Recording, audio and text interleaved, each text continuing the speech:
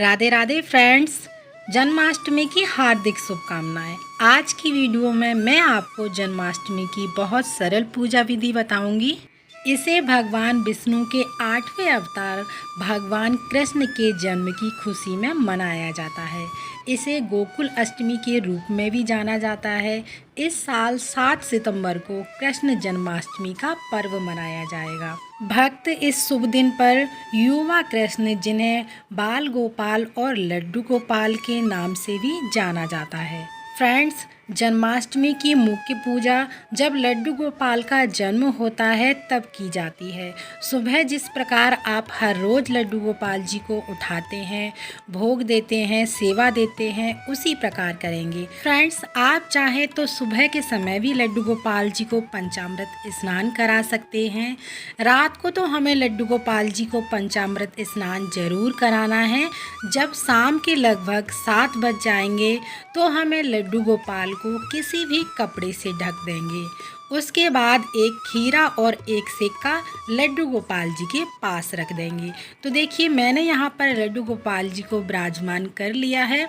सुबह मैंने लड्डू गोपाल जी को पंचामृत स्नान करा लिया था और मैंने ये लड्डू गोपाल जी का जन्म कराने के लिए माता रानी की चुनरी ले ली है।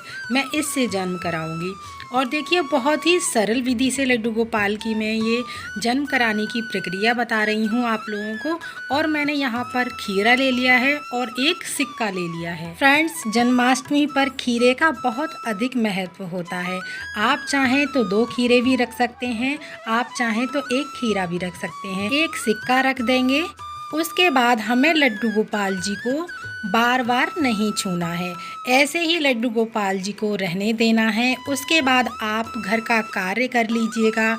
आप चाहें तो मंदिरों में दर्शन के लिए जा सकते हैं, घर के कोई भी कार्य कर सकते हैं। जब रात को 12 बज जाएंगे, जब सभी मंदिरों में शंखनाद हो जाएगा, टीवी पर भी मोबाइल पर भी आजकल तो दिखा देते हैं श्री कृष्ण का जन्म हो चुका होगा। जब रात के 12 बज जाएंगे, उसके बाद ताली बजाएंगे या फिर घंटी बजाएंगे, या फिर आप फ़ोन में भजन चला सकते हैं, टीवी पर भजन चला सकते हैं, या फिर ओम नमो भगवते वासुदेवाय मंत्र का जाप कर सकते हैं। उसके बाद हम ये जो हमने माता रानी की चुनरी उड़ाई हुई है, लड्डू गोपाल को ढक रखा है लड्डू गोपाल को, वो हम चुनरी हटा देंगे और इस प्रकार लड्डू गोपाल जी का जन्म हो जाएगा। तो फ्रेंड्स, मैंने जो लड्डू गोपाल जी को चुनरी उड़ाई हुई है, उस चुनरी को मैं हटा दूंगी। लड्डू गोपाल की जन्म कराने की ये बहुत ही सरल विधि है।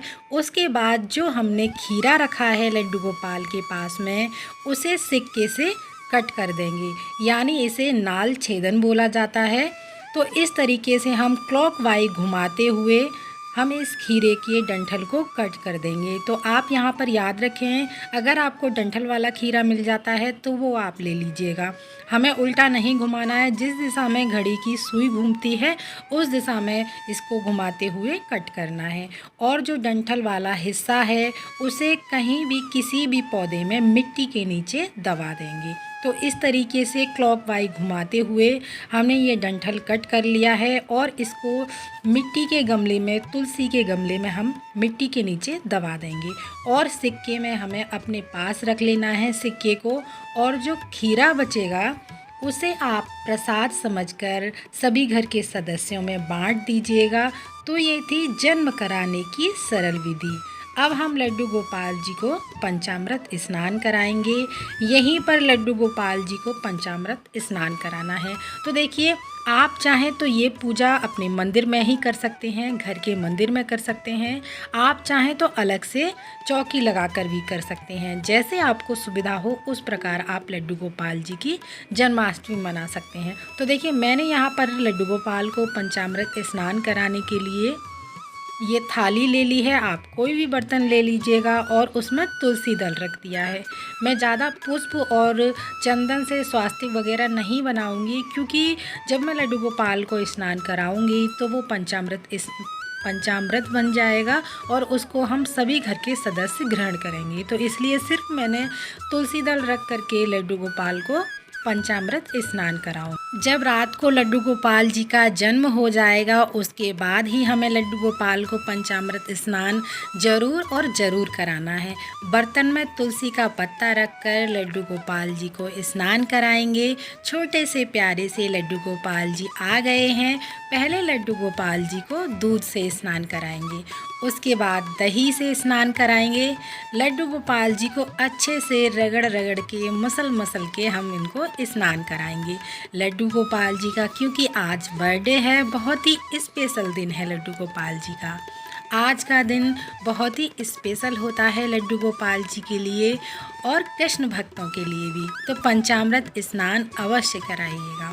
उसके बाद शहद से स्नान कराएंगे, घी से स्नान कराएंगे, शक्कर से स्नान कराएंगे और लास्ट में हम शुद्ध जल से लड्डू गोपाल को स्नान कराएंगे।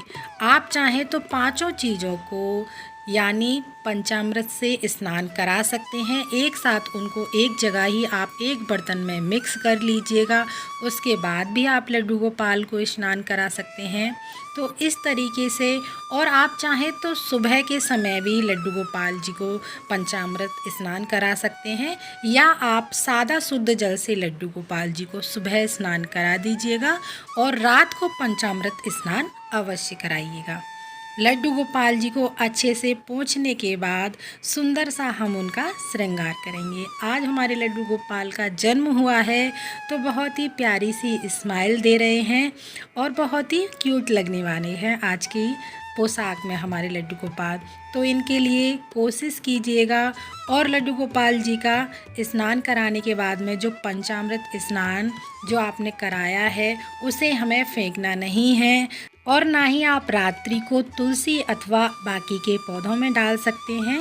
इसलिए यह पंचामृत प्रसाद बन जाएगा और घर के आप सभी सदस्यों में इसको बांट दीजिएगा। लड्डू गोपाल जी को नए नए वस्त्र धारण कराएंगे, नई नई ज्वेलरी पहनाएंगे। आज लड्डू गोपाल जी का बर्थडे है तो नई पोशाक तो बनती है। आप चाहें तो लड्डू गोपाल के लिए पोशाक घर पर ही बना सकते हैं या मार्केट से भी ला सकते हैं। लड्डू गोपाल जी को इत्र अवश्य लगाइएगा और उसके बाद शीशा दिखाइएगा, क्योंकि हमारे लड्डू गोपाल का आज जन्म हुआ है तो उनको भी पता चले कि हमने लड्डू गोपाल जी को कितने सुंदर से उनको सजाया है। अगर हो सके तो लड्डू गोपाल जी को सारी चीज़ें नई पहनाएं। अगर नई नहीं है तो पुरानी भी पहना सकते हैं। जन्माष्टमी लड्डू गोपाल जी के लिए और कृष्ण भक्तों के लिए बहुत ही स्पेशल होती है। और नई चीज़ें अगर आपके पास नहीं हैं तो आपके पास जो भी पुरानी चीज़ें हैं उनको गंगा जल के छींटे लगाकर उन्हें पहले शुद्ध कर लीजिएगा, उसके बाद ही आप लड्डू गोपाल को धारण कराइएगा।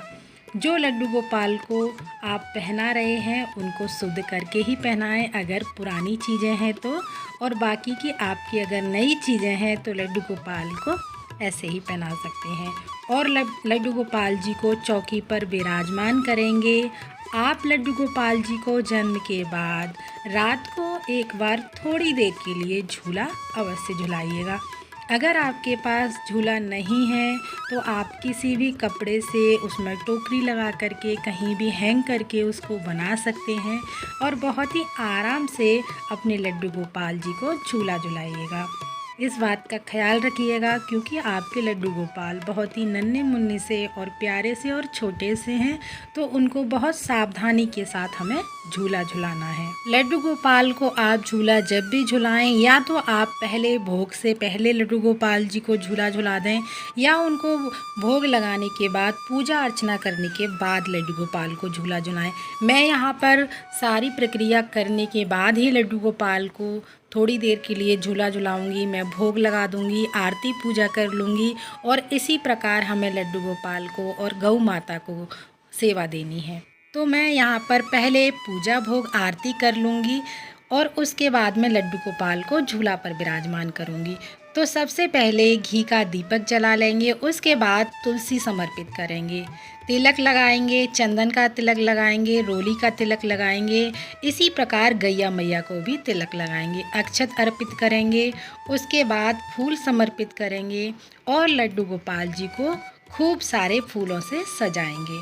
उसके बाद भोग समर्पित करेंगे। लड्डू गोपाल जी को जन्म के बाद जब भी भोग समर्पित करते हैं तो उसमें धनिया पंजीरी जरूर समर्पित करते हैं। धनिया पंजीरी से ही जन्माष्टमी का व्रत खोला जाता है। उसके अलावा लड्डू गोपाल जी को फल, मिठाई, माखन, मिश्री से भोग लगाएंगे। आप चाहे तो 56 भोग भी लगा सकते हैं। इसके बाद लड्डू गोपाल जी को शहद चटाएंगे, यानी शहद चखाएंगे। आप चाहें तो दिन में भी 56 भोग समर्पित कर सकते हैं। अब हम धूप दीप दिखाएंगे। धूप आप अवश्य दिखाइएगा। धूप जलाने से पॉजिटिव एनर्जी आती है घर में। अब हम उसके बाद आरती करेंगे। आप चाहें तो कपूर से भी आरती कर सकते हैं या घी के दीपक से भी आरती कर सकते हैं। पहले गणेश जी की आरती करेंगे, भगवान श्री कृष्ण की आरती करेंगे और इस तरह से हमारी जन्माष्टमी की पूजा पूर्ण हो जाएगी। और साथ ही आरती करने के बाद पूजा में रही कमियों के लिए क्षमा प्रार्थना करेंगे और अपने लड्डू गोपाल जी से अपनी मनोकामना पूरी करने के लिए प्रार्थना करेंगे। इस तरह से हमारी जन्माष्टमी की पूजा पूर्ण हो जाएगी। उसके बाद लड्डू गोपाल जी को झूला झुलाएंगे। जन्माष्टमी के दिन लड्डू गोपाल जी को जरूर झूला झुलाएं। हमारे प्यारे लड्डू गोपाल जी झूले पर बैठकर कितने अच्छे लग रहे हैं। कमेंट में आप ज़रूर बताइएगा हमारे लड्डू गोपाल जी आपको कैसे लगे। तो बहुत ही सुंदर लग रहे हैं हमारे लड्डू गोपाल जी। आप जब अपना व्रत खोलेंगे और उसके बाद जब आप सोने जाएंगे उससे पहले लड्डू गोपाल जी को अवश्य सुलाइएगा। आप अपने प्यारे से लड्डू गोपाल जी को पूरी रात झूले पर ना बैठे रहने दें। लड्डू गोपाल जी को अवश्य सुलाइएगा। मैं बहुत ही सिंपल और सरल तरीके से पूजा की विधि बताई है आप लोगों को जन्माष्टमी की।